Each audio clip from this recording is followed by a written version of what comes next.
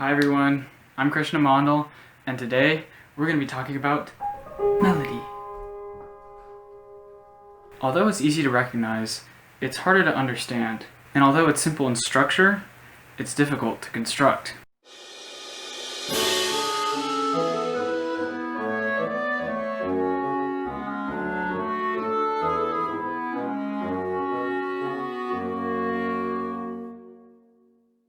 Google defines melody as a sequence of single notes that is musically satisfying. While it's easy to understand what a sequence of notes is, it's harder to understand what makes that sequence musically satisfying. So let's lay some groundwork. There are two axes about which notes in a melody lie. One is the pitch axis, the other is the time axis.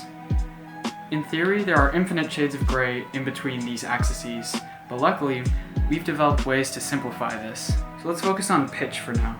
Over the centuries, Western music has developed a system of organizing pitches called 12-tone equal temperament. In it, there are 12 distinct pitches, where each consecutive pitch is the same distance from the next. Think about your chromatic.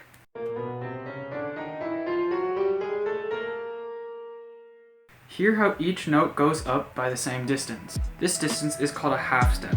The distance it takes to cover two half steps is called a whole step. We'll cover the specific names for each distance in a later video, but for now think about whole and half steps. In the West, the first kind of music on record is the chant, more specifically the Gregorian chant. It consisted of a choir singing one line in unison. It was used on special occasions, such as Mass, to emphasize the glory of God with lyrics from the Latin Bible. To give an example of this, I hired my friend Gerald to give his rendition of a work written for Pope Gregory VI. Take a listen.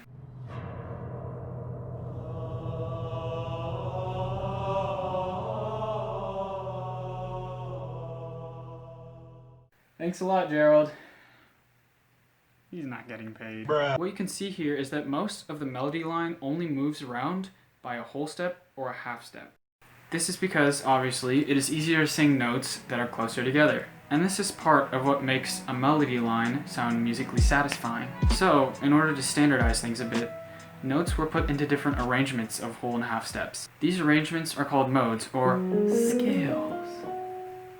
And the ones that serve as the foundation of Western classical music are the major scale and the minor scale. This is a major scale. This is what it sounds like.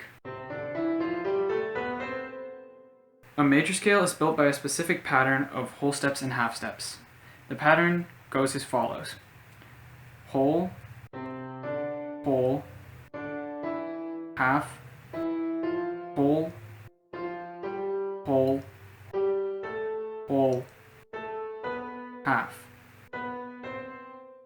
If you pick any note and build other notes off of it using this pattern, you will get a major scale. The note that it starts on defines what kind of major scale it is. For example, this one starts on a C, so it's a C major scale. Once you've built the scale, you can assign numbers to each note in the scale in relation to the first note of the scale, or the root. These numbers are called the scale degrees, and they act as a sort of shorthand to let musicians know which note in a scale you're talking about. This is a natural minor scale. This is what it sounds like.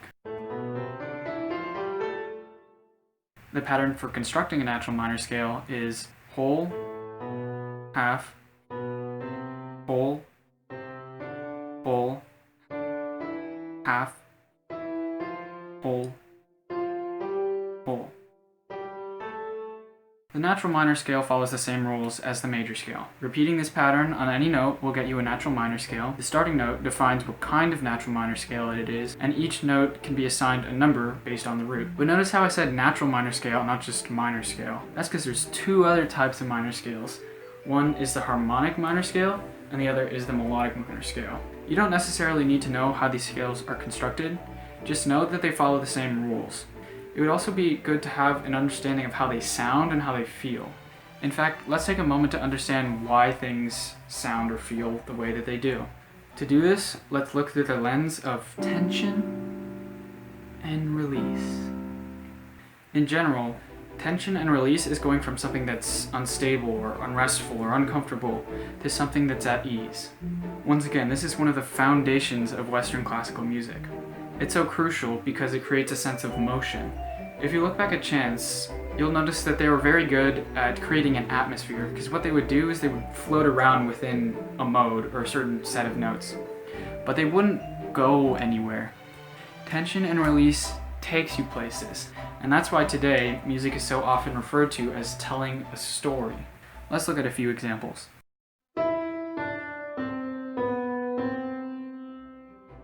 Can you tell where the point of tension is? The point of tension is at the B, because the B is very unstable in the setting that we've created by the first three notes. That being said, can you determine where the point of release is?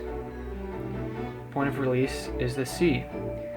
Because the B is uncomfortable in the setting, it wants to go up to the C. So when we do go up to the C, that is the release. How does it make you feel? Well, to me, it's a very obvious and direct example of tension and release, so it's pretty comfortable. So, where's the point of tension in this example?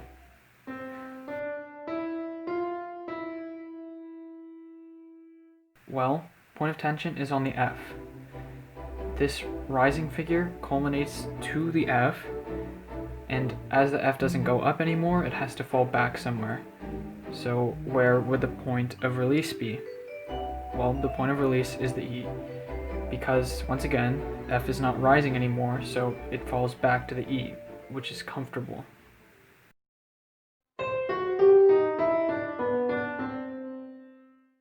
So, where are the points of tension in this piece? Well, whenever you see a movement by a half step, you can pretty much tell that it's going from either a point of resolve to a point of unrest, or from a point of unrest to a point of resolve. So in this case, every time there's an accidental, as in the F sharp or the E flat, that's going to be the tension, which goes up to the resolve. Now, the last part, it wasn't just a straight tension to release.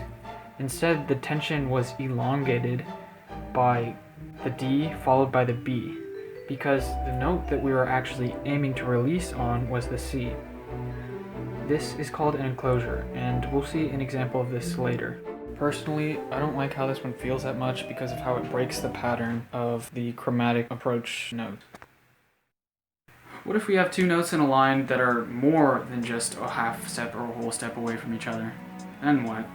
Well, in general terms, this is called a leap. A pretty broad thing about leaps is that they create a motion.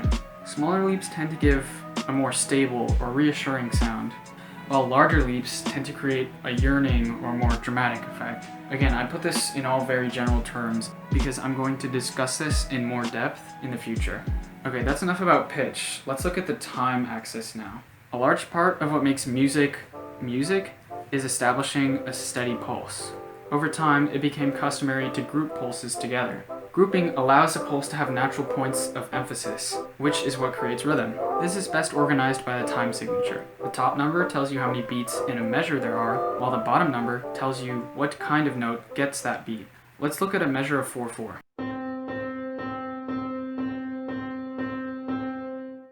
Notice how a natural emphasis is given to the downbeats, or counts 1, 2, 3, and 4. These beats are called the strong beats. Now look at the beats in between, or the off beats. These beats are called the weak beats because they are given less emphasis. Here's another example in 6/8. In 6/8, 1 and 4 are the strong beats, while those in between are the weak beats. The main point of the pulse, or strong beat, is to legitimize the rhythm that happens in between. As long as there's pulse, the rhythm can be explained. Let's look at some common examples. One is just having straight notes of the same value. For instance, here's a line of just straight eighths. They're basic and very grounded, but not very rhythmically interesting. Dotted rhythms, on the other hand, provide for a little more variety, but things start to get a little more interesting when you use syncopation. Triplets or tuplets, on the other hand, are one of my favorite rhythmic devices to use. Now, take a moment to listen to this excerpt from Danzon No. 2 by Arturo Marquez. I'll give you the violin line for reference.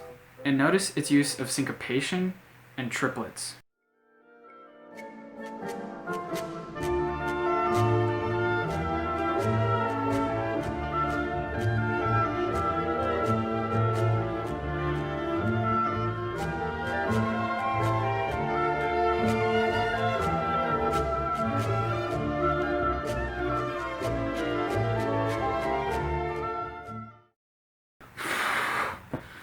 Dude, this piece is so good. You have to listen to the whole thing. I'll put the link in the description. Okay, anyways, just like beats are grouped in a measure, measures can be grouped into a phrase.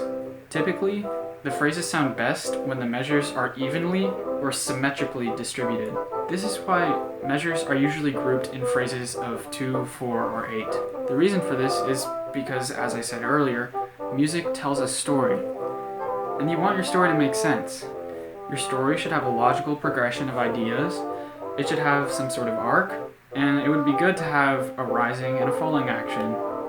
These are just some of the standard rules, but obviously there's a lot of other ways to go about them. In my opinion, the point of knowing these rules is also to know how to break them. Once these rules become fundamental, it's easier to step outside of their boundaries and come back to them if you're lost, rather than sit out in the dark by yourself and try to figure things out as you go.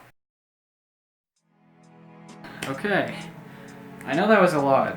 It's okay if you didn't catch everything. We'll review and reinforce in future videos. Please let me know in the comments if I covered too much or too little, if it went on for too long, just what you liked and what you didn't like.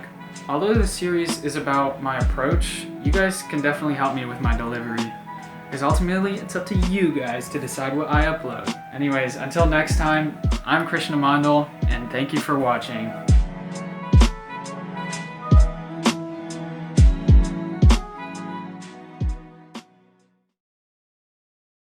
You're working now. Of course you're working now.